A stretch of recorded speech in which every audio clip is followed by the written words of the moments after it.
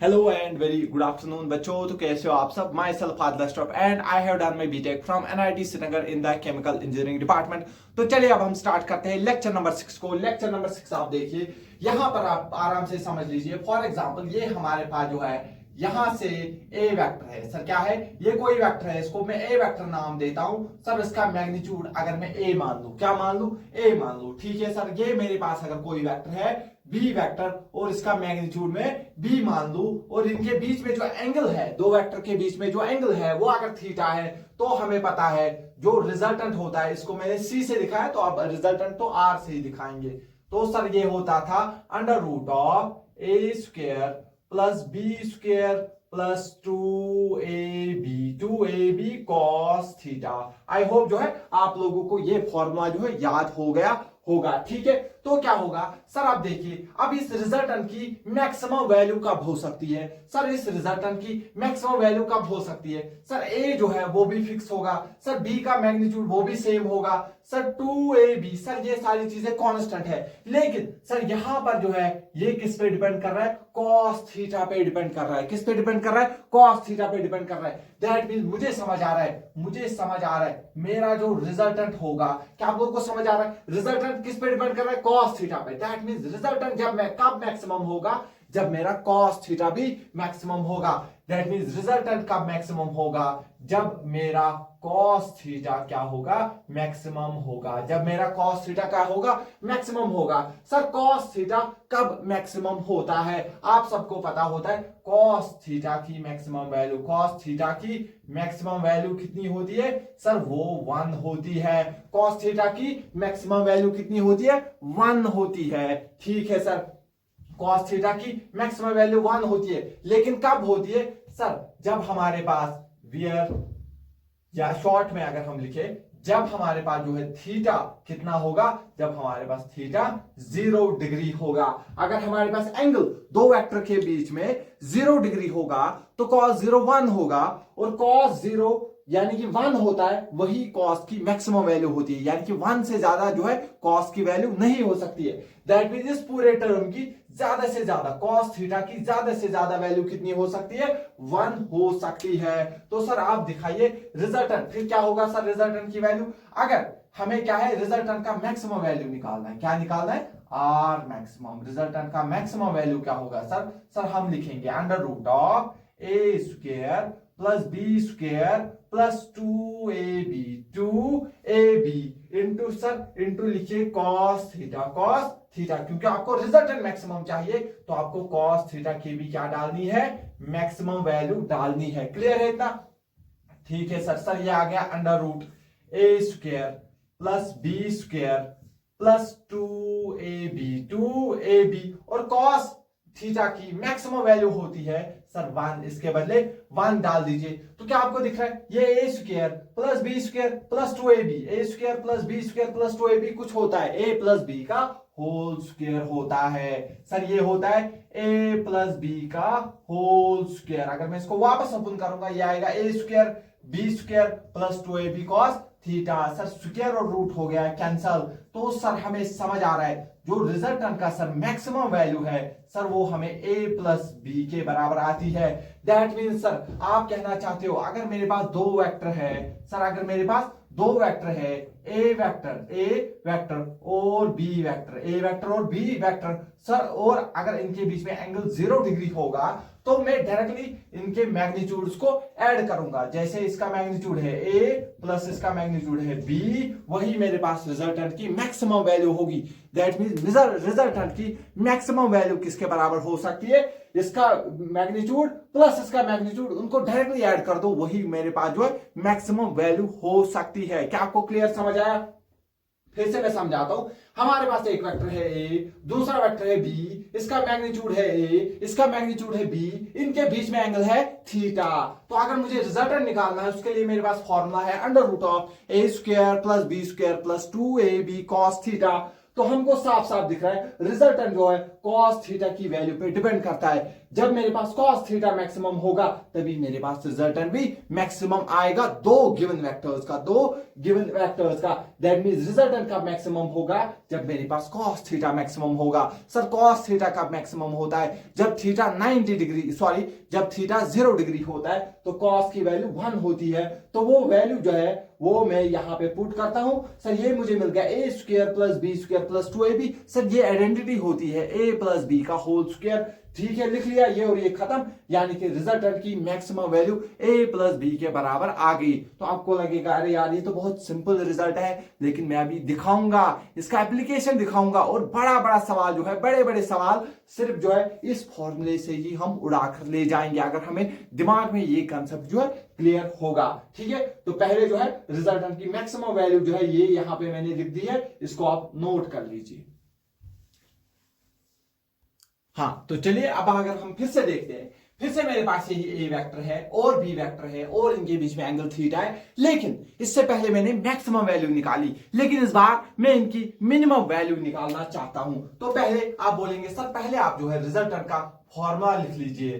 तो सर वो होता है under root of A square plus B square plus 2ab cos theta. Resultant की वैल्यू थीटा पे डिपेंड कर रही है, रिजल्टेंट की वैल्यू थीटा पे डिपेंड करती है, ये मैं आपको भी सिखाऊंगा। तो यहां भी बता ही देता हूं, अगर मेरे पास cos थीटा की वैल्यू 0 होगी, अगर cos थीटा की वैल्यू 0 हो, मतलब cos थीटा की वैल्यू अगर 1 आ गई तो रिजल्टेंट मैक्सिमम आएगा। अभी हम देखेंगे अगर 180 डिग्री होगी तो हमें मिनिमम रिजल्टेंट मिलेगा, और अगर 90 डिग्री होगी तो हम डायरेक्टली रिजल्टेंट लिख सकते हैं under root A square plus B square. क्या आपको समझ आ गया? तो आपका जो है इसका इंपॉर्टेंस कहां पे समझ आया होगा, जब मैं इक्वल वेक्टर के बारे में बोल रहा था। अगर दो इक्वल वेक्टर है, अगर एंगल 0 डिग्री है तो उनका क्या था, डायरेक्ट ऐड हो जाता था। अगर 90 डिग्री है तो √2 टाइम्स, अगर 60 डिग्री √3 टाइम्स, अगर 120 डिग्री उनके बराबर ही आता था। दैट मींस ये किस पे डिपेंड करता है, रिजल्टेंट एंगल पे डिपेंड करता है, रिजल्टेंट एंगल पे डिपेंड करता है। ओपीएससी, बहुत बढ़िया। सर क्या निकालनी है आपको? सर मुझे जो है आर मिनिमम की वैल्यू निकालनी है, तो सर मुझे क्या लिखना पड़ेगा, sir under root A square plus B square plus में सर 2ab, यहां पर सर फिर से मैं cos थीटा लिखूंगा, लेकिन सर इसका जो है मिनिमम वैल्यू मुझे यहां पे चाहिए। सारे बच्चे बोलेंगे cos थीटा का जो है मिनिमम वैल्यू कितना होता है? सबको पता होगा cos थीटा का मिनिमम वैल्यू -1 होता है। ठीक है सर, इसको यहां पर पुट कर दीजिए। तो सर आप निकाल सकते हो R minimum equal to sir under root of A square plus में सर आएगा बी स्क्वायर प्लस में 2ab, and sir cos theta की मिनिमम वैल्यू -1 होती है। इसको अगर आप अच्छे से लिखोगे तो ये क्या a स्क्वायर आ रहा है प्लस बी स्क्वायर, सर ये माइनस में बाहर लिखूंगा 2ab। आपको कुछ बचपन की यादें आ रही होंगी, अरे वो यादें नहीं, आपको कुछ फॉर्मूला याद आ रहा है बचपन में। क्या याद आ रहा है? a square plus B square minus 2ab, a minus B का होल स्क्वायर होता है, a माइनस बी का होल स्क्वायर होता है। ठीक है सर, a माइनस बी का होल स्क्वायर, ये और ये खत्म। दैट मीन्स हमें ये a माइनस बी के बराबर होता है।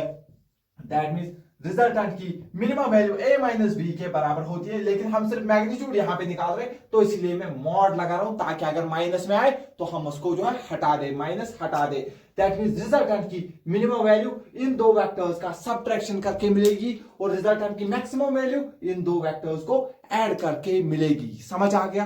दैट मींस अब 90 डिग्री पे क्या होता है, यहां पे ये जो है ये टर्म 0 होता है, under root of A square plus B square. वो चीज बुक्स में लिखी होती है, लेकिन कोई फायदा नहीं है। आप कहां उस फॉर्मूले को आप एक्स्ट्रा याद रखोगे, मैं आपको रिकमेंड नहीं करूंगा। आप डालोगे वहां पे, आपको खुद पता चले cos 0 है, ठीक है, आप डायरेक्टली फॉर्मूला में पुट करके आंसर निकालोगे। जितना कम याद रखोगे उतना ज्यादा आपके ऊपर कॉन्फिडेंस आएगा, जितना जो है कम फॉर्मूले आप याद रखोगे उतना ज्यादा, क्योंकि उतना ज्यादा आप समझोगे उतना ज्यादा आप कॉन्फिडेंट फील करोगे। ठीक है, तो उतना ही आप अच्छे से परफॉर्म कर पाओगे एग्जाम में। ठीक है, फिर भी मैं बाद में बताऊंगा, लेकिन अभी तक मुझे क्या समझ आ रहा है, सर अभी आपने जो है, सर अभी जो है हमारा रिजल्टेंट जो है, सर उसका जो मैक्सिमम वैल्यू अभी आपने निकाला, क्या निकाला? मैक्सिमम वैल्यू मैंने a प्लस बी के बराबर आ गया, और सर जब मैंने इसका मिनिमम वैल्यू निकाला तो सर वो आ रहा था A vector minus B vector. That means ज्यादा से ज्यादा रिजल्टेंट की वैल्यू ए प्लस बी के बराबर हो सकती है और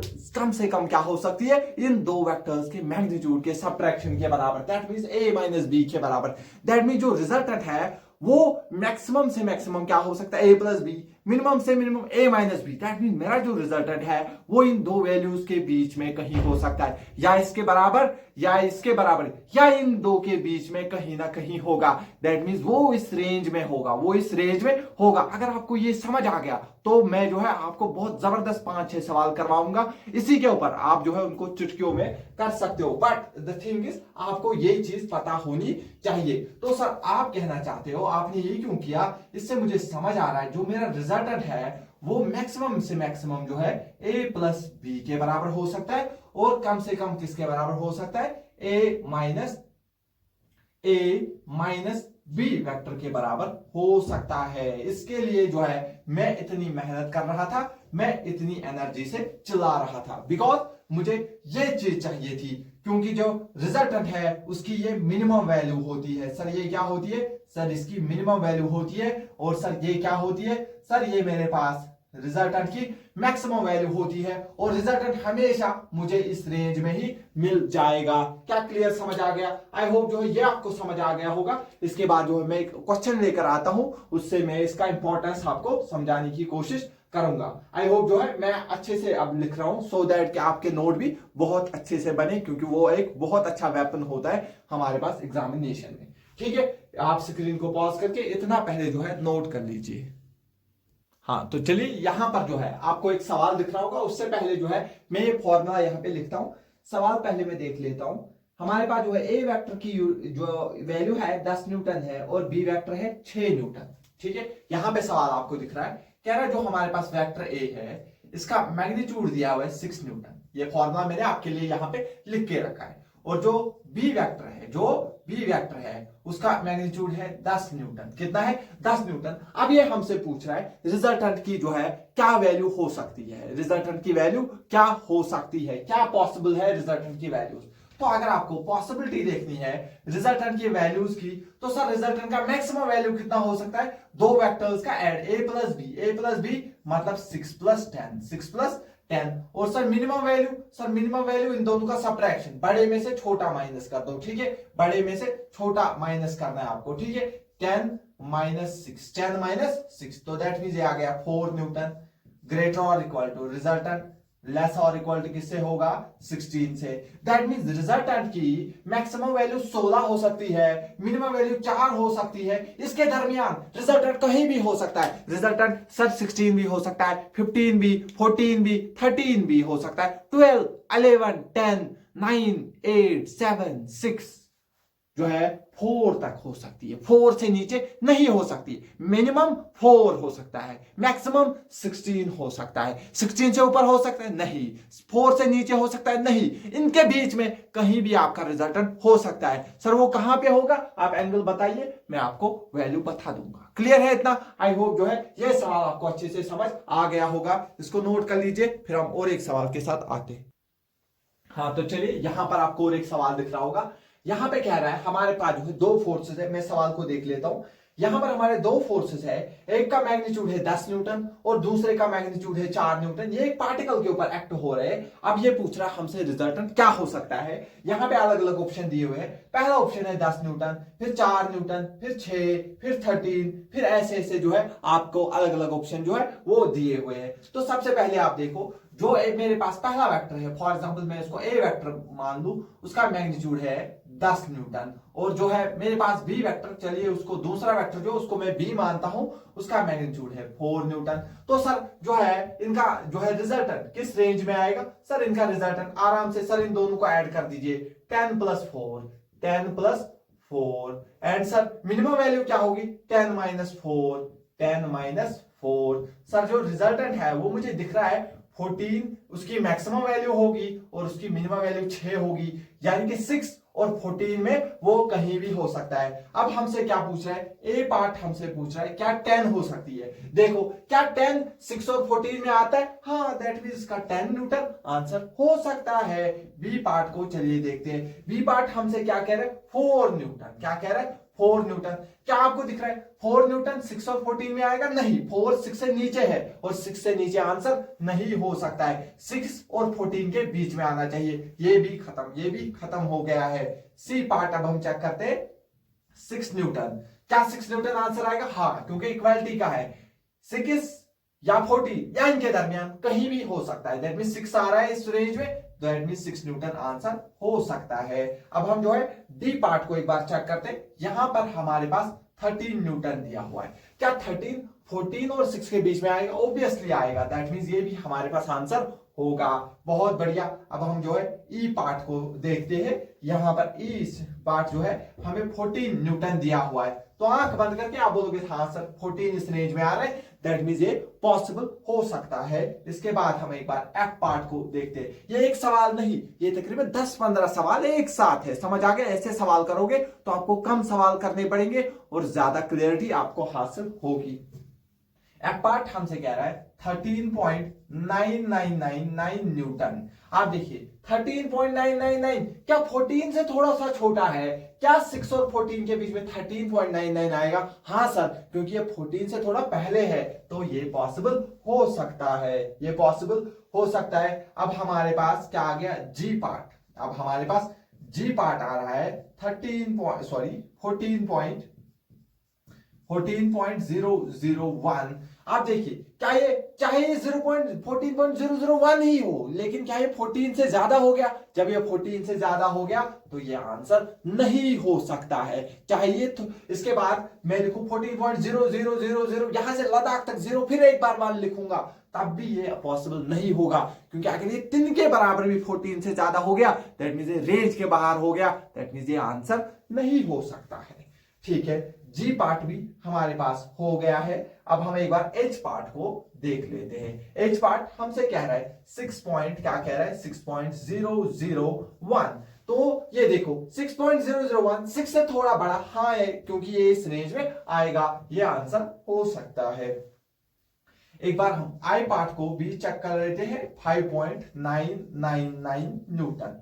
ठीक है, यहां पर पहले ही टिक किए हुए है, तो उतना जो है आप नहीं सोचेगा, क्योंकि आपके प्रैक्टिस के लिए है। ठीक है, जब मैं नया क्वेश्चन दूंगा तो वो फ्रेश होगा। ठीक है, तो ये क्या है सर? ये तो 6 से थोड़ा सा छोटा है, लेकिन छोटा है कि नहीं? छोटा है, दैट मींस ये आंसर नहीं हो सकता है, रेंज में ये नहीं आ रहा है। इसके बाद हम जे पार्ट जो देखेंगे, इसमें हमारे पास 20 न्यूटन, सीधे ये 14 से बड़ा है तो नहीं आंसर होगा। इसके बाद 0 न्यूटन जो है हमारे पास के पार्ट में पूछा गया है, तो सीधे देखिए ये 6 से छोटा है, तो ये भी आंसर नहीं हो सकता है। आई होप जो है इस आंसर से आपको बहुत अच्छी क्लियरिटी आई होगी, और जो है सिंपल आपने देखा और आपको लगेगा ये सवाल बहुत आसान है। आपको मैं बोलूं, नीट ने 3 से 4 बार ये सवाल पूछा है, जेडबल मेंस ने 2 से 3 बार ये सवाल अभी तक पूछा है। दैट मींस आप इसको अंडर एस्टिमेट नहीं करोगे, और ये सवाल बहुत पहले पूछे गए हैं। दैट मींस अब इनकी बारी है और एक बार पूछने की, तो आपको इनके ऊपर नजर रखना होगा। तो हो सकता है कि आपके एग्जामिनेशन आने वाले साल में जो है ये सवाल आपके जो है एग्जाम में देखने को मिले। क्लियर है? पहले इसको नोट करिए, फिर हम थोड़ा आगे चलते हैं। हाँ, तो चलो बच्चों, अब हम जो है कुछ और सवाल डिस्कस करते हैं। यहां पे एक और सवाल आपको दिख रहा होगा। अभी तक जो है डायरेक्ट सवाल थे, अब थोड़ा इनडायरेक्ट सवाल जो है ये भी एग्जामिनेशन में बार बार पूछा जाता है। बहुत अच्छा सवाल है। कह रहा है हमारे पास जो है मैक्सिमम एंड मिनिमम वैल्यू जो रिजल्टेंट की है वो दी हुई है। तो मैक्सिमम वैल्यू हमें रिजल्टेंट की दी हुई है। सर हमारे पास रिजल्टेंट की मैक्सिमम वैल्यू 17 दी हुई है। ठीक है, तो एक बार मैं चेक करता हूं कितना दिया हुआ है, क्या न्यूटन में दिया हुआ है? हाँ, 17 न्यूटन दिया हुआ है, और जो है इनकी मिनिमम वैल्यू दी हुई है, मिनिमम वैल्यू दी हुई है 7 न्यूटन। ठीक है, अब हमसे ये पहला पार्ट पूछ रहा है ए अपॉन बी का रेशो बता दीजिए, ए अपॉन बी का रेशो बता दीजिए। अब देखो ये सवाल तो बहुत सिंपल है। अब देखो कैसे करते हैं इसको। मैक्सिमम वैल्यू किसके बराबर होती है? सर मैक्सिमम वैल्यू होती है, चलिए अगर मैं एक वेक्टर को ए मानूंगा दूसरे को बी, तो सर मैक्सिमम वैल्यू ए प्लस बी के बराबर होती है, वो कितना है? 17। सर मिनिमम वैल्यू किसके बराबर होती है? सर वो होती है ए माइनस डी के बराबर, वो कितना है? 7। अगर मैं इन दो इक्वेशंस को ऐड कर दूं, A plus A sir 2a plus B minus B, दोनों कैंसिल हो जाएंगे, इक्वल टू 17 प्लस जो है 7 होंगे सर 24। तो a की वैल्यू क्या होगी? ये 2 से इसको डिवाइड होगा सर, a की वैल्यू 12 न्यूटन होगी, a की वैल्यू 12 न्यूटन होगी। a प्लस बी की वैल्यू कितनी है? 17। अगर ए 12 है तो बी कितना होगा, 5 होगा।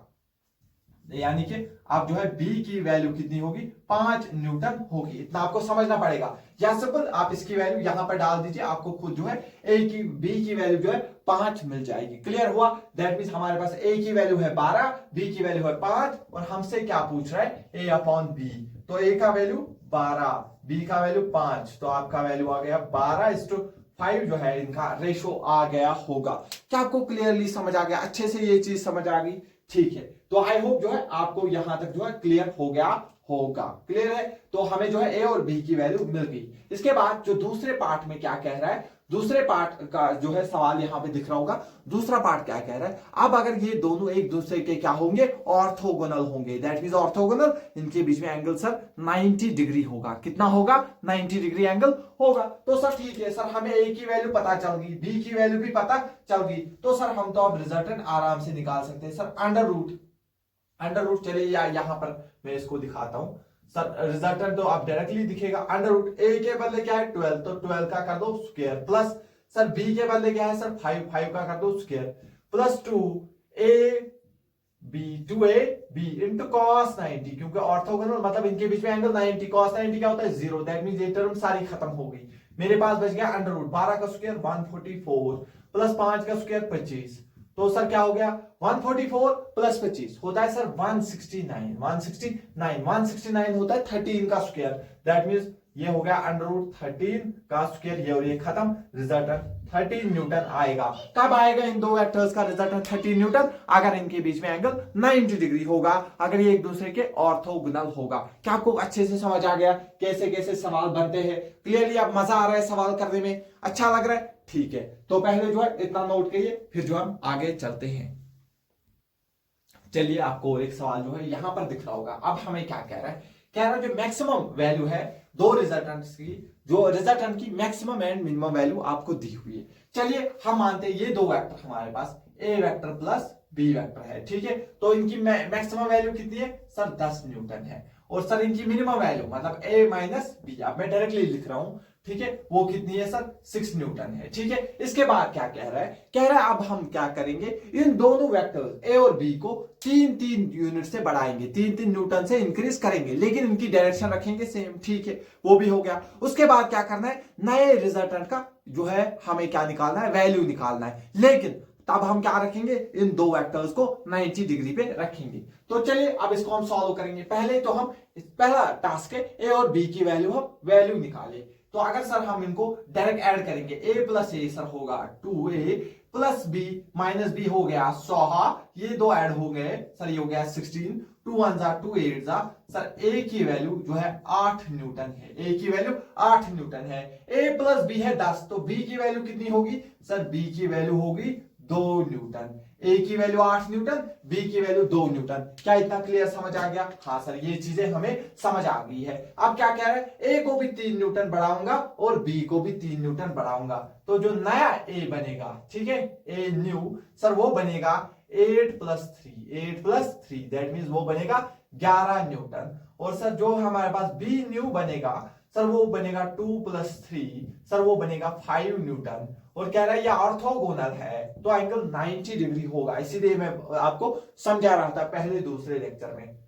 तो सर इनका रिजल्टेंट आराम से हम लिखेंगे, under root of A square, इसका बदले है 11 का स्क्वायर, प्लस बी के बदले 5 का स्क्वायर, प्लस 2ab cos 90 होता है 0, दैट मींस वो लिखने की जरूरत नहीं है। तो यहाँ पे अंडर रूट 11 किसका स्क्वायर होता है 121, 11 का स्क्वायर प्लस 5 का स्क्वायर होता है हमारे पास 25, तो ये आप देखोगे तो ये बचेगा अंडर रूट 146 बचेगा हमारे पास। क्लियर है इतना? तो ये जो है हमारा आंसर हो जाएगा।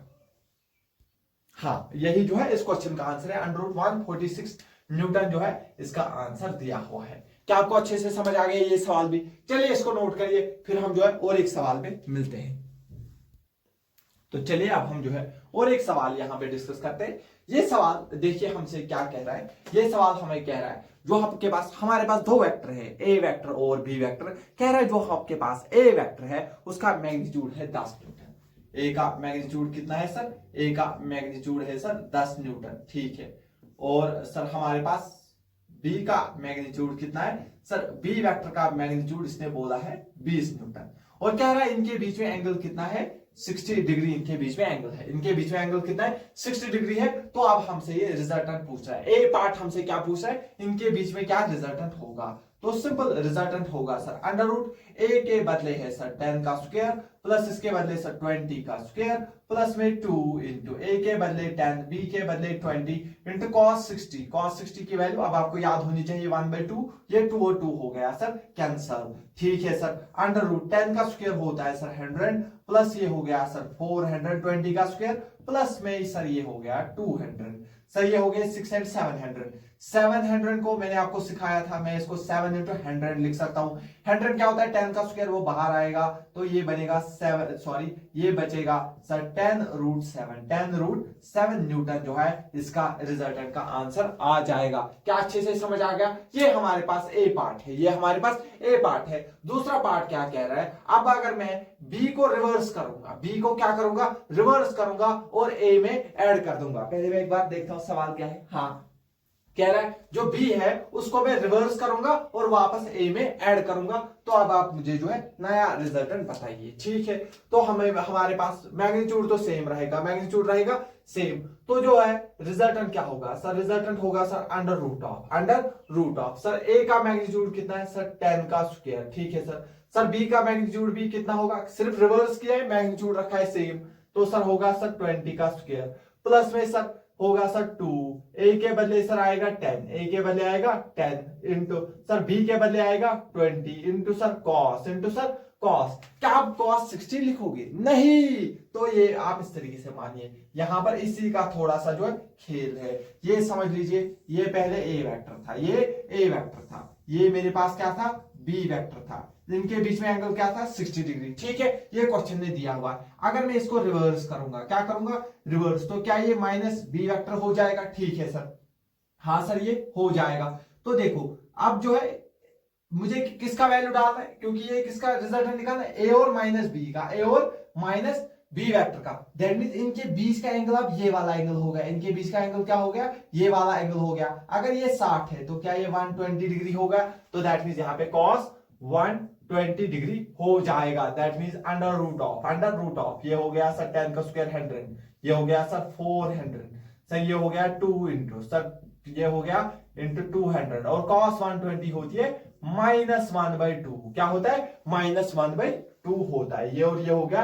कैंसल। तो अब हम देखेंगे, ये हो गया 500 में से 200 जाएगा तो सर ये बच गया 300, तो ये आएगा 10 बाहर, 10 रूट 3 न्यूटन इसका आंसर हो जाएगा।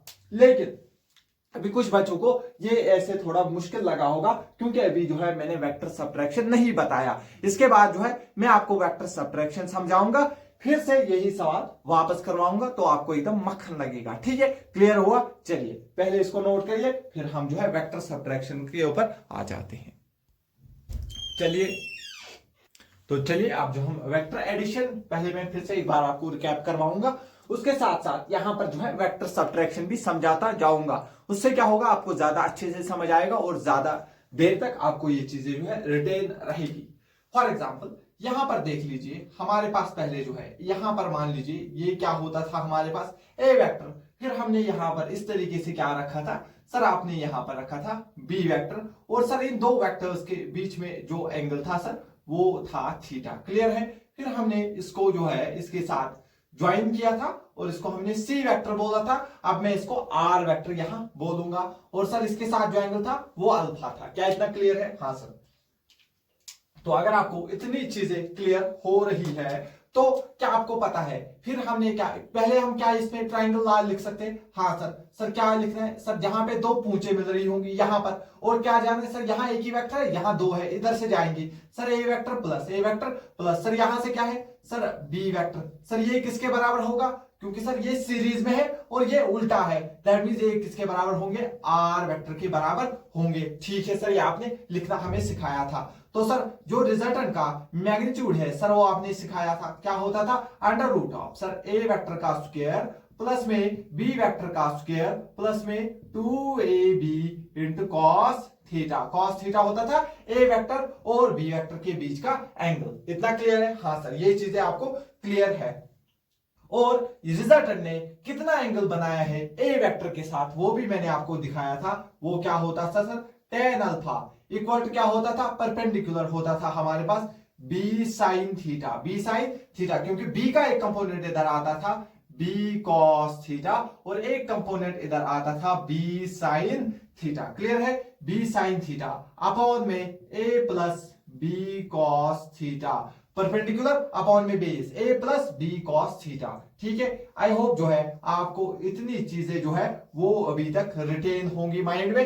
अगर आपको इतनी चीजें रिटेन है, अब आप देखिए वेक्टर सबट्रैक्शन आपको बहुत आराम से समझ आएगा। लेकिन आपको क्या है, एक ही चीज पता होनी चाहिए, याद रखिएगा cos 180 degree, cos 180 degree minus theta, cos 180 degree minus theta क्या होता है? माइनस cos थीटा के बराबर होता है। ये चीज आपको बस दिमाग में याद रखनी है, बस बाकी आपका काम हो जाएगा।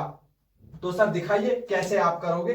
देखिए सबसे पहले मैं यहां पर क्या बनाता हूं, ये आपको दिख रहा होगा सर। ये हमारे पास क्या था? A vector. और सर यहां पर हमारे पास क्या था? इधर से बी वेक्टर, इधर से हमारे पास था बी वेक्टर। लेकिन सर मुझे क्या निकालना है अभी? मुझे बी वेक्टर नहीं, क्योंकि यहां से मेरे पास होता था बी वेक्टर। लेकिन मुझे क्या करना है? ए माइनस बी करना है, that means minus B vector निकालना है। तो सर माइनस बी वेक्टर तो सर इस साइड होगा, माइनस बी वेक्टर। सर ये क्या होगा सर? Minus B vector. सर देखिए पहले वेक्टर की पूंछ और दूसरे वेक्टर के हेड को जो लाइन ज्वाइन करती है सर, उसी को हम बोलते हैं रिजल्टेंट। सर उसी को क्या बोलते हैं? रिजल्टेंट। क्लियर है इतना? ठीक है सर।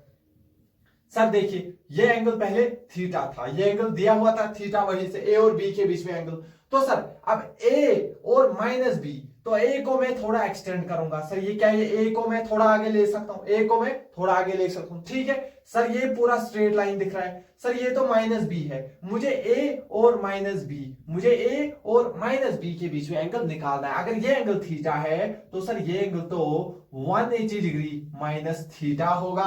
ठीक है सर, मुझे दो वेक्टर पता है, उनके बीच का एंगल पता है। तो सर अब आप रिजल्टेंट लिख सकते हो। रिजल्टेंट लिखने से पहले क्या मैं इनको लिख सकता हूं? क्या मैं लिख सकता हूं? आप देखिए ये मेरे पास ए वेक्टर है, तो मैं यहां से स्टार्ट करूंगा ए वेक्टर। क्या करूंगा सर? ए वेक्टर, फिर इधर आऊंगा सर, ये है माइनस बी वेक्टर। तो क्या मैं इसको लिख सकता हूं? प्लस। क्या मैं इसको A vector plus minus B vector लिख सकता हूं। दैट मींस वेक्टर सब्ट्रैक्शन कुछ नहीं है, बस यहां पे माइनस डालो। जैसे हम क्या करेंगे, ये प्लस ही कर रहे हैं लेकिन माइनस साइन के साथ। ठीक है सर, ये किसके बराबर होगा? सर ये होगा आर वेक्टर के बराबर। तो सर ये आएगा A vector minus B vector is equal to R vector. असल में माइनस सब्ट्रैक्शन जैसा कुछ होता नहीं है, लेकिन अब मुझे फॉर्मूला एक यहां पे बनानी है, इसीलिए मैं आपको ये सिखा रहा हूं। तो सर जो है अब आप जो है रिजल्टेंट का वैल्यू लिखिए। चलिए मैं अब जो है रिजल्टेंट का वैल्यू इधर लिखता हूं थोड़ा ऊपर। तो सर जो अब यहां पर जो रिजल्टेंट निकलेगा सर वो होगा अंडर रूट। क्या होगा sir? Under root A square sir plus B square. ठीक है सर, प्लस 2 ए का मैग्नीट्यूड ए, बी का मैग्नीट्यूड बी, क्योंकि माइनस बी का मैग्नीट्यूड भी क्या होगा? बी होगा, इनटू में कॉस ऑफ सर यहाँ पे 180 डिग्री माइनस थीटा। अभी मैंने आपको सिखाया कॉस 180 डिग्री माइनस थीटा होता है माइनस कॉस थीटा। तो सर ये बनेगा अंडर रूट, ये बनेगा under root A square plus में B square plus 2ab into इसके बदले में लिख सकता हूं cos थीटा, लेकिन माइनस में। तो फिर ये प्लस माइनस यहां पे माइनस हो जाएगा। दैट मीन्स मुझे सर समझ आ रहा है सर, जैसे आप यहां पे रिजल्टेंट का फॉर्मूला लिख रहे हो, जब दो वेक्टर को ऐड करना होता है तो A square plus B square plus 2ab cos theta. Sir जब दो वेक्टर को सब्ट्रैक्ट करना होगा, कुछ नहीं करना है, ए स्क्वायर प्लस बी स्क्वायर, बस यहां पे माइनस 2ab, यहां पे प्लस आता है, यहां पे माइनस आएगा, 2ab cos थीटा जो है ये मेरा आंसर आ जाएगा। क्या आपको समझ आ गया? क्लियरली अच्छे से समझ आ गया? अब जो मैंने इससे पहले सवाल करवाया था उसको आप फिर से करो। ए का मैग्नीट्यूड 10 था, बी का 20 था, बी को रिवर्स किया था, दैट मींस अब उनका सब्ट्रैक्शन होगा। तो सर यहाँ पे 2ab cos 60 डालोगे तो आपको आंसर वापस जो है √300 मिल जाएगा। क्या इतना क्लियर समझ आ रहा है? हाँ सर, तो आपको ये भी आ गया सर। लेकिन अब अगर हमें जो है ए वेक्टर का जो है रिजल्टेंट का जो है ए वेक्टर के साथ कितना एंगल होगा वो आप कैसे बताओगे? सर उसके लिए हम फिर से tan अल्फा, देखो जहां प्लस है वहां माइनस करना होगा। ऊपर क्या होता था, B sine theta, B sine theta, उसको ऐसे ही रहने दो। अपॉन में यहां पे होता था ए प्लस, तो यहां पे ए माइनस बी कॉस थीटा। बस इतना ही जो है इसमें चेंज होगा, जहां प्लस था वहां माइनस था। यहां देखो, यहां है B sine theta upon A plus, यहां पे प्लस की जगह बस माइनस, यहां पर भी प्लस की जगह एक माइनस है। बस ये सारा हमारे पास बाकी क्या होता है, वेक्टर सब्ट्रैक्शन होता है। आई होप जो है आपको ये बहुत अच्छे से समझ आ गया होगा और आपको एक ही जगह इनकी डिफरेंसेस भी जो है मिल गई है। क्लियर हुआ? तो चलिए अब हम जो है कुछ सवाल से इसको फर्दर समझने की कोशिश करते हैं। हाँ, एक चीज मुझे यहां पे भूल गई थी। कुछ बच्चों को लगेगा ये फॉर्मूला डायरेक्टली कैसे आया, ये फॉर्मूला डायरेक्टली कैसे आया। ये डायरेक्टली नहीं आया, क्योंकि देखिए मैं यहां पे आपको समझाता हूं। tan अल्फा इक्वल टू क्या होता है सर, b इंटू में b।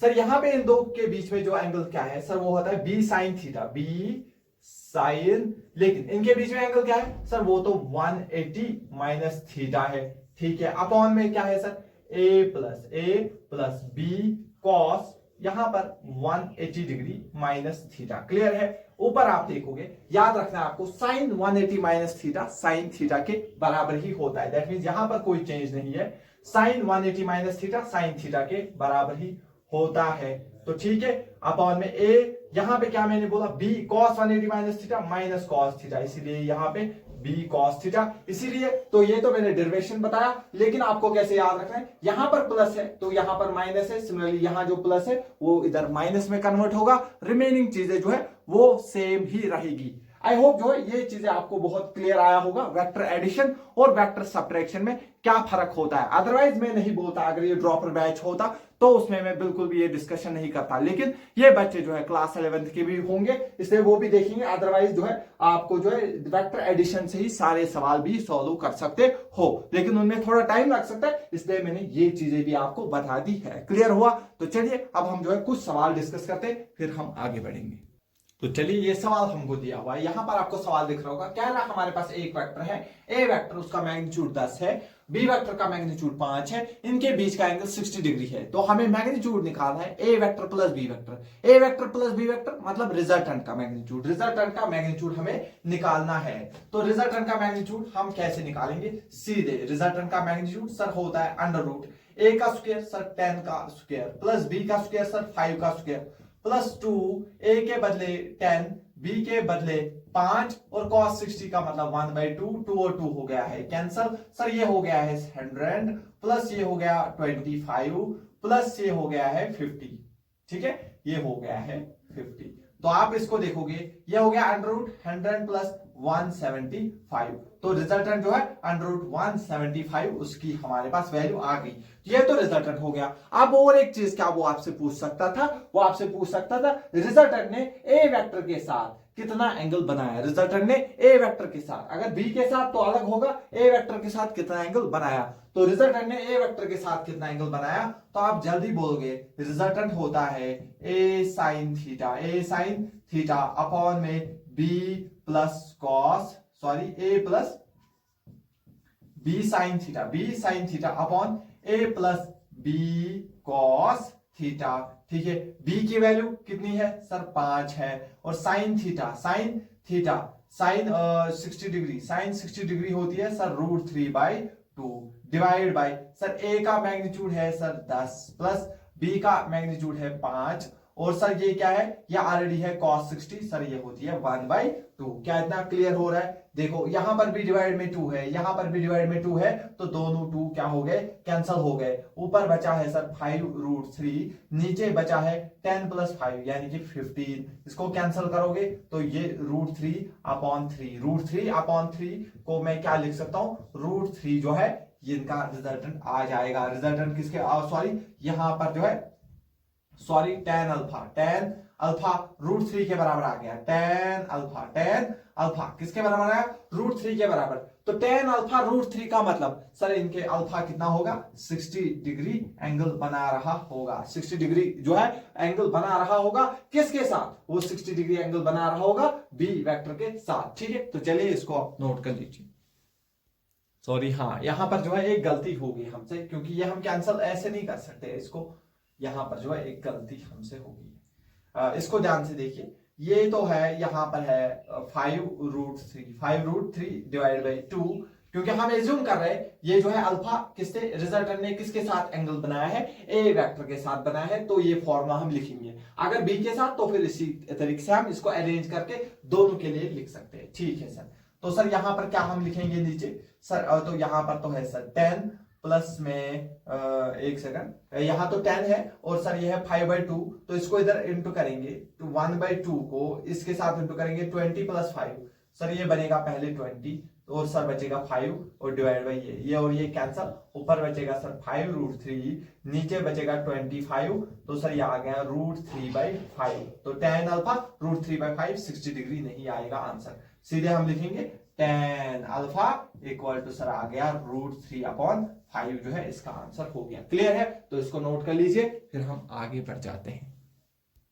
चलिए अब हमें जो है मैग्नीट्यूड निकालना है, A vector minus B vector, that means आपको जो है रिजल्टेंट का फॉर्मूला तो याद हो गई, अंडर रूट, क्योंकि मैग्नीट्यूड ऑफ ए कितना है हमारे पास 10 है, तो 10 का स्क्वायर, और बी का मैग्नीट्यूड है 5 उसका स्क्वायर, लेकिन क्योंकि अब सब्ट्रैक्शन है तो इधर माइनस आएगा, 2 इसके बदले 10, इसके बदले आएगा हमारे पास 5, इनटू में जो है ऑलरेडी हमारे पास cos 60 डिग्री की वैल्यू दी हुई है, अंडर रूट इसका क्या होगा सर, ये होगा 100, ये होता है सर 25, ठीक है, cos 60 का मतलब होता है 1/2, ये दोनों कैंसिल हो गए, माइनस हो गया सर 50, तो अगर आप इसको देखोगे सर ये आ गया √75 जो है ये रिजल्टेंट का वैल्यू हो जाएगा। मैं क्यों अब थोड़ा सा जल्दी कर रहा हूं, क्योंकि ये चीजें जो है ऑलरेडी मैं समझा चुका हूं, तो अब जो है आप ये खुद भी कर सकते हो सर। लेकिन अगर यहां पर हमें जो है tan अल्फा निकालना पड़े, यानी कि रिजल्टेंट ने ए के साथ कितना एंगल बनाया, सिंपल लिख लीजिए b sin 60 डिग्री अपॉन ए, बस यहाँ पे माइनस b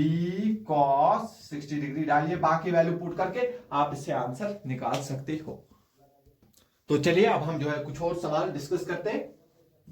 यहां पर देखिए हमें क्या कह रहा है, जो है magnitude of A vector and magnitude of B vector, A vector और बी वेक्टर के जो है मैग्नीट्यूड है वो हमें दिया हुआ है, यानी कि magnitude of A vector plus magnitude of B vector, उसकी वैल्यू हमें 18 न्यूटन दी हुई है, ठीक है, और क्या रहे ए और बी का जो रिजल्टेंट है उसका मैग्नीट्यूड है, यानी कि रिजल्टेंट का मैग्नीट्यूड हमें दिया हुआ है, वहां से ही कितना, एक सेकंड में सवाल में देख, वो हमें पास 12 न्यूटन दिया हुआ है, कितना दिया हुआ है 12 न्यूटन दिया हुआ है, कितना दिया हुआ है 12 न्यूटन दिया हुआ है, क्या क्लियर है। इसके बाद क्या कह रहे हैं, सच दैट हमारे पास जो है ए वेक्टर जो रिजल्टेंट है वो ए वेक्टर के परपेंडिकुलर है, यानी कि जो हमने लास्ट क्लास में डिस्कस किया था, फॉर एग्जांपल ये हमारे पास ए वेक्टर है, रिजल्टेंट इसके परपेंडिकुलर है, दैट मींस जो है बी वेक्टर वो इस तरीके से होगा, रिजल्टेंट का मैग्नीट्यूड दिया हुआ है 12, ठीक है, और जो है ए और बी का वो जो है 18 दिया हुआ है, दैट मींस अगर हम ए का मानेंगे x, हम जो है बी का x मानते हैं, इससे थोड़ा आसान होता है, बी को हम x मानेंगे, तो a कितना होगा सर, ये होगा 18 - x, क्लियर हुआ। a magnitude of a plus magnitude of b की वैल्यू 18 है, अगर एक x है तो दूसरा क्या होगा 18 - x, रिजल्टेंट की वैल्यू 12 दी हुई है, तो हमें जो है इन सब की जो है a और b की जो वैल्यू निकालनी है, और उसके बाद जो है a अपॉन b का रेशियो निकालना है। फिर से मैं एक बार देखता हूं, हाँ, magnitude of a vector and b vector हमें फाइंड करना है, तो डायरेक्टली ये तो एक जो है राइट एंगल ट्राइंगल हो गया, हम लिख सकते हैं x स्क्वायर हाइपोटेन्यूज का स्क्वायर बराबर base square plus perpendicular square, यानी कि 18 - x का होल स्क्वायर प्लस में यहां पर 12 का स्क्वायर, तो ये हो गया x square equal to sir ये हो गया a स्क्वायर यानी कि 18 स्क्वायर प्लस b स्क्वायर हो गया x स्क्वायर माइनस 2, a के बदले 18, b के बदले x प्लस में 12 का स्क्वायर, सर ये ऑलरेडी 144 होता है, x स्क्वायर और x स्क्वायर हो गया सर कैंसल, तो यहां पर तो 0 बच गया है, इक्वल टू 18 का स्क्वायर होता है 324 सर यहां पर जो है -36x प्लस 144, इसको मैं इस साइड लाता हूं तो ये इधर बनेगा प्लस 36x, इधर जो है इसको ऐड होगा तो ये कितना होगा 28 एंड ये होगा 468, ये होगा 468 जो है। अब हम x की वैल्यू जो है उसको निकालेंगे 468 अपॉन में 36, इसको हम सॉल्व कर, हाँ, तो 468 अपॉन 36 जो है इसकी वैल्यू हमारे पास 13 आ जाएगी। तो सर x किसको माना था, b को, that mean sir magnitude of b आ गया 13। तो सर a क्या आएगा 18 माइनस एक्स, 18 माइनस 13 सर आ गया 5। दैट मीन मुझे मिल गया है मैग्नीट्यूड ऑफ a, वो क्या है, मैग्नीट्यूड ऑफ a है 5, मैग्नीट्यूड ऑफ b जो है वो है मेरे पास 13। यही जो है सवाल मुझसे पूछ रहा था। इसके बाद सवाल पूछ रहा है a अपॉन b का रेशो, a का वैल्यू 5 है, b का वैल्यू है 13, तो आएगा 5:13। तो ये जो है सवाल अभी तक यहां तक हो गया। ये सवाल आई होप जो है आपको अच्छे से समझ आ गया होगा। अब हम जो है और एक सवाल के साथ डिस्कशन स्टार्ट करते हैं। तो चलिए और एक सवाल आपको यहां पर दिख रहा होगा। क्या कह रहा है, कह रहा है हमारे पास जो है दो वेक्टर है ए और बी, कह रहा है इनका जो रिजल्टेंट है वो ए वेक्टर के परपेंडिकुलर है। ठीक है, तो ये हमारे पास ए वेक्टर है, कह रहा है इसके परपेंडिकुलर हमारा क्या है, रिजल्टेंट है। आपको दिख रहा है कितने सवाल इसके ऊपर पूछे गए। जो ए वेक्टर है वो रिजल्टेंट के परपेंडिकुलर है। ठीक है, रिजल्टेंट ए वेक्टर के परपेंडिकुलर है, ऑब्वियसली ये हमारे पास क्या होगा फिर सर, ये हमारे पास बी वेक्टर होगा। कह रहा है जो बी वेक्टर का जो है मैग्नीट्यूड है रिजल्टेंट का, उसका आधा मैग्नीट्यूड है। फॉर एग्जांपल अगर मैं बी वेक्टर का मैग्नीट्यूड एक्स मानूं तो रिजल्टेंट का x/2 होगा, हाफ मैग्नीट्यूड होगा। तो अब ये क्या पूछ रहे हैं, बताइए ए और बी के बीच में कितना एंगल होगा, ए और बी के बीच में कितना एंगल होगा। तो पहले हम ये एंगल निकालते हैं थीटा। तो अगर मैं यहां से देखूं साइन थीटा किसके बराबर होता है, साइन थीटा होता है perpendicular upon perpendicular upon hypotenuse. Sir perpendicular है मेरे पास x/2 और हाइपोटेन्यूज क्या है x और x हो गया कैंसिल, ये आ गया 1/2। साइन थीटा की वैल्यू मुझे क्या मिल रही है 1/2, और आपको पता होगा साइन थीटा की वैल्यू 1/2 होता है जब हमारे पास एंगल होता है 33 डिग्री। तो क्या ए और बी के बीच का एंगल 30 डिग्री होगा? नहीं सर, ये एंगल जो है नहीं है इनके बीच का एंगल। आपको क्या करना पड़ेगा सर, एक का हेड है दूसरे का टेल है, तो एंगल निकालने के लिए दोनों के टेल को आपको लेना पड़ेगा। दैट मींस ए वेक्टर को थोड़ा एक्सटेंड करना पड़ेगा। दैट मींस ये इनके बीच में एंगल होगा सर, ये कितना होगा 180 माइनस थीटा। तो 180 में से आप 30 को घटाइए, 150 डिग्री जो है ए वेक्टर और बी वेक्टर के बीच में एंगल होगा। ए वेक्टर और बी वेक्टर के बीच में कितना एंगल होगा 150 डिग्री होगा। क्लियर हुआ? तो इसको आप नोट करिए। ये सवाल भी बहुत प्यारा सवाल है, अगर आपको ये आता है तो आप कर लोगे, अगर नहीं आता है तो फिर ये जो है आपके पसीने निकाल देगा एग्जाम में। तो चलिए और एक सवाल डिस्कस करते हैं। ये सवाल भी एक अलग पैटर्न का सवाल है, बहुत अच्छा सवाल है। कह रहा है हमारे पास दो फोर्सेस है और इनका रेशियो, फॉर एग्जांपल एक फोर्स को मैं F1 फोर्स बोलूंगा और दूसरे फोर्स को मैं F2 फोर्स बोलूंगा। कह रहा है इनका जो रेशियो है वो 3:5 है, यानी कि 3/5। तो अगर मैं इसको 3x मानूं तो इसको मैं 5x मानूंगा, अगर मैं इसको 3x मानूंगा तो उसको 5x मानूंगा। कह रहे हैं इनका जो रिजल्टेंट है वो 28 है। रिजल्टेंट क्या है 28। अगर इनके बीच में एंगल क्या है 28 डिग्री है, अगर इनके बीच में 28 डिग्री है तो हमें क्या निकालना है, हमें इन दोनों फोर्सेस की वैल्यूज निकालनी है, इन दोनों फोर्सेस की वैल्यूज निकालनी है। और उसके साथ साथ क्या करना है, बस हमें इन दो फोर्सेस की जो है वैल्यू निकालनी है और इन दो फोर्सेस के बीच का एंगल भी हम निकालेंगे। And if the angle between them is 60, तो एंगल तो वहीं से दिया है, सिर्फ हमें जो है फोर्सेस निकालने हैं। ठीक है, आपको जो है F1 अपॉन F2 का रेशियो 3:5 दिया हुआ है। क्लियर? दैट मीन जो मेरे पास F1 फोर्स है उसको मैं 3x बोल सकता हूं सर, जो मेरे पास F2 फोर्स है, ठीक है सर, उसको आप 5x बोल दीजिए। ठीक है सर, इनके बीच में एंगल है सर 60 डिग्री। ठीक है, तो रिजल्टेंट लिखिए। तो रिजल्टेंट होगा सर, रिजल्टेंट किसके बराबर वहीं से दिया है 28। रिजल्टेंट का फॉर्मूला √a² यानी कि 3x का स्क्वायर प्लस b के बदले आएगा सर 5x का स्क्वायर प्लस में 2, a के बदले 3x, b के बदले आएगा सर 5x और cos 60 की वैल्यू सर होती है 1/2। सर ये 2 और 2 हो गया है कैंसल। तो अगर मैं दोनों साइड क्या करूंगा, दोनों पहले पे इसको अभी यहीं पे रहने देता हूं, 28 इज इक्वल टू √, सर ये हो गया 9x का whole square plus 9x square plus हो जाएगा 25x स्क्वायर, 5 का स्क्वायर 25, x स्क्वायर का x स्क्वायर प्लस में 3 5 कितना होता है sir 15x square, 15x square. आप ध्यान से देखोगे ये हो गया 34 और 5 हो गया 39, ये हो गया 49x स्क्वायर। सर इसको मैं लिख सकता हूं √7 स्क्वायर का होता है, 7 क्या होता है 7 का स्क्वायर होता है 49, तो 49 को मैं लिखूं 7 स्क्वायर इंटू x स्क्वायर, ये दोनों स्क्वायर और रूट कैंसिल करके बाहर आ जाएंगे, तो ये आएगा 7x के बराबर। 28 equal to 7x, 28 equal to 7x, तो मैं क्या लिख सकता हूं 28 बराबर आ गया मेरे पास 7x के बराबर, तो x आ जाएगा 7 1 जा 7 4 जा, x आ गया 4 के बराबर, दैट मींस x के बदले 4, तो दैट मींस मेरे पास f1 कितना मैंने माना था 3x के बदले 4, दैट मींस सर इसकी वैल्यू होगी 12 न्यूटन। सर f2 जो है उसको मैंने 5x माना था, x की वैल्यू 4 आ रही है, दैट मींस सर ये आ गया 20 न्यूटन। क्लियर है इतना, ये समझ आ गया आपको? तो चलिए इस लेक्चर को जो है अब हम यहां पर रोकते हैं, तो जो है नेक्स्ट लेक्चर में फिर जो हो फर्दर डिस्कशन करेंगे। आई होप जो है ये लेक्चर भी आपको बहुत अच्छा लगा होगा, इसमें जो है सवाल बहुत अच्छे लगे होंगे। कुछ बच्चे जो है थोड़ा जो है घबराए हुए होंगे क्योंकि इतने सारे सवाल जो है वो देख रहे हैं, क्योंकि जस्ट 10th से 11th में आए होंगे। लेकिन जो है अगर आपको जो है रैंक के लिए पढ़ना है, जो आपको टॉप लेवल पे जो सिलेक्शन चाहिए, तो आपको इतने सवाल करने पड़ेंगे।